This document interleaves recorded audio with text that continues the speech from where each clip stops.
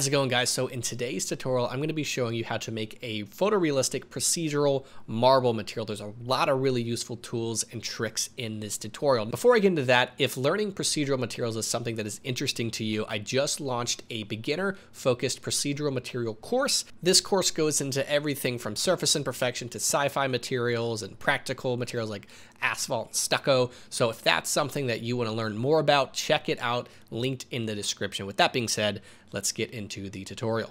All right, so this is the material that we're going to be making right here. This project file is currently available on Patreon on all three tiers if you want to kind of check out my lighting setup and all that fun stuff. But with that being said, let's go ahead and get a new Blender window here. Blender file. So you can use any model you want. It really doesn't matter because this is procedural. It just applies to everything. So I'm just going to get a nice smooth sphere and hop on over to the shading workspace. And I'm going to remove this world opacity. So let's go ahead and get that base very linear, not linear, but very line-ish look. So that's going to be done with a Voronoi texture.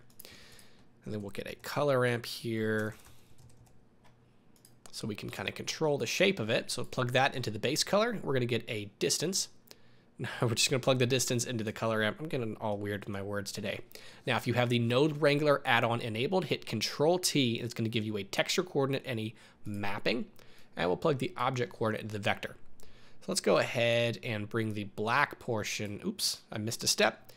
Right here on F1, go to distance to edge. What that's going to do is give us this nice little crackling looking texture here, and then let's go ahead and move this right here. Let's bring our scale to maybe something like 2. So let's go right over here to this line. We're going to add some detail to this Voronoi texture with a noise texture. All right, now let's get a mix RGB. Plug that there. We're doing this so we can just use part of this noise texture. This is a process I talked pretty in depth on in the course if this is something that is really cool and interesting to you. So plug the object coordinate into color 2 so that we can use this to kind of bypass the texture. So we can just use a little bit of it and then bring that detail up to 12. And now we have this pretty cool texture going on. Now we need to soften it up. This is way too contrasted and too much of a hard edge. So what we're going to do is get a noise texture to kind of break that up. So we'll get the noise texture, plug this mapping into it so it'll be pretty distorted with that noise texture. I'm going to get another color ramp. I'm hitting Shift D after clicking. I'm going to highlight these guys. I'm going to hit G to move it over. Let's get a mix RGB so we can kind of color these together. I'm going to put the factor into the factor here, and then we're going to bring this color ramp right over here to give it some contrast. So color goes into color 2, and then let's go ahead. So this is the texture that we were working with, and if we bring this over, it's going to kind of mess with it a little bit and soften that up for us. So now we have this. So rather than this, we're working with this, and we're getting a lot more detail in what we're working with. A lot more color, a lot more softness. It's looking more like marble. Now, we do want to soften it up some more. So let's do the same process. So let's highlight these two guys here. So let's go highlight them, Shift D, bring it down. I'm going to bring the roughness up a little bit. Let's plug the vector straight into here. And then let's get another mix RGB. We'll plug it right here, and we'll plug the color into color 2. So now if we bring this factor over, we can see how this really just kind of breaks it up for us. And then we can bring this color ramp in, bring this over.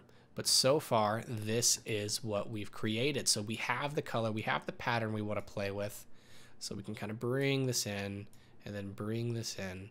And look at all the detail and the color we have in this material. We can bring that detail up on some of these if you want. Really customizable here, but this is the base of the marble.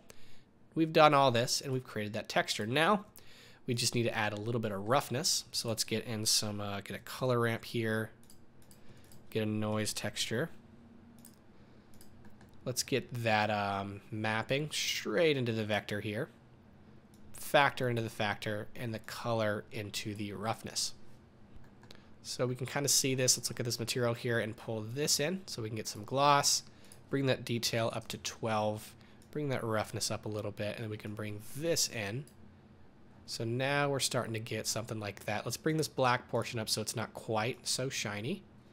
And then let's bring this portion in so it's not quite as rough. And now you can kind of see how that looks. So it's really great. Now let's go ahead and get some bump and we'll be done. So let's Shift A, search BUM, bump node right here. Let's get a color ramp. Plug that there, and we're going to use this noise texture.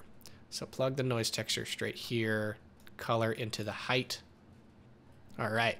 And then we can go ahead and bring this like that. Actually, no, bring the white portion in a little bit. And then bring that strength pretty far down. So that's just affecting it a little bit. We just want to affect that surface just slightly. And there you have it. You have created a marble material. I'd caution though, sometimes this black is a little too dark. So you can actually take the black portions of your textures and then just kind of bring them up a little bit. So there's not quite as much contrast between the black and the white. And you'll have more of a, just less contrasted look. But that is how it is. And let's go ahead and see how this looks in cycles, just to get a reference for that. Really nice material here. You can use it on anything, any model, anything you want, but this is your marble material. Like I mentioned in the beginning, if you want to learn more about procedural materials, I have that course. Check it out in the description. Thank you guys for watching, and I will see you in the next tutorial.